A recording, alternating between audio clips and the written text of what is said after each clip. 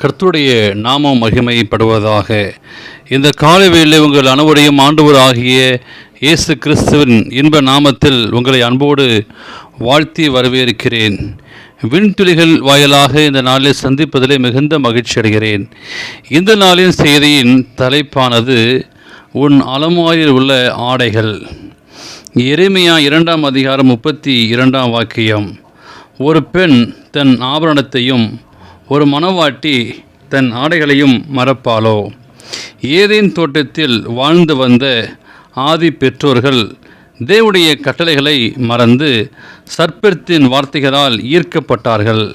விளைவு, தாங்கள் நிர்வாணிகள் என்று உணர்ந்து கொண்டார்கள். தங்களுடைய நிர்வாணத்தை மறைக்க அவர்கள் பிரயாசம் செய்த போதிலும் தேவனின் முன்பு நிற்க தகுதியற்ற ஒரு நிலையை உணர்ந்து புதருக்குள் ஒளிந்து கொண்டார்கள். சத்துருவாகிய பிசாசானவன் உலகின் அற்பமான காரியங்களை மிகவும் கவர்ச்சி மிகுந்ததாக காட்டி அவருடைய பிள்ளைகளை ஏமாற்றுகிறான். தேவனுக்கும் தம்முடையபடியான உறவில் குறைவு ஏற்படும் போது நாமும் அநேக வேளைகளில் பாவத்தினால் அலைக்கழிக்கப்பட்டுகிறோம். நம்முடைய சுய சிந்தைகளுக்கு செவி கொடுத்து ஆவியானவர் பேசும் மெல்லிய சத்தத்திற்கு அசட்டை செய்யும்போது நம்முடைய பாவத்தன்மையை உணர்ந்து கொள்கிறோம். ஆனால் நம்மை சிருஷ்டித்தவரோ நம்மை அப்படியே விட்டுவிடவில்லை. அவர் நம்மை நோக்கி, நீ என்னுடைய குமாரன், நீ என்னுடைய குமாரத்தி என்று உரிமை பாராட்டுகிறார்.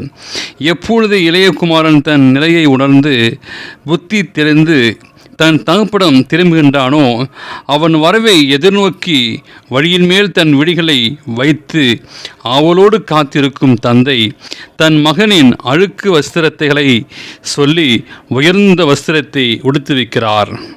நம் தேவன் தன்னுடைய பிள்ளைகளுக்கு நீதியின் வஸ்திரத்தை உடுவித்து அழகு பார்க்கின்றார். அவர் எங்கு சென்றாலும் அவருடைய பிள்ளைகளையும் கூட்டி செல்கிறார்.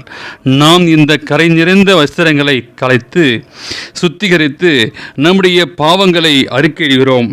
மணவாட்டியாக சபைக்கு இரட்சிப்பின் வஸ்திரங்களை உடுத்து வைக்கின்றார். அவருடைய நீதியின் வஸ்திரங்களையும் இரட்சிப்பின் வஸ்திரங்களையும் உடுத்துக்கொள்ளும் ஸ்லாக்கியத்தை பெற நம்முடைய வாழ்வை சீர்படுத்த அவரிடம் மன்றாடுவோம். கர்த்தர் நமக்கு ஈந்தருளுவார். இந்த செய்தியை கேட்ட உங்களை தேவன் தாமே ஆசீர்வதிப்பாராக. இந்த நாளை பிறந்த நாளையும் திருமண நாளில் காண்கிற பிள்ளைகளை தேவன் தாமே ஆசீர்வதிப்பாராக.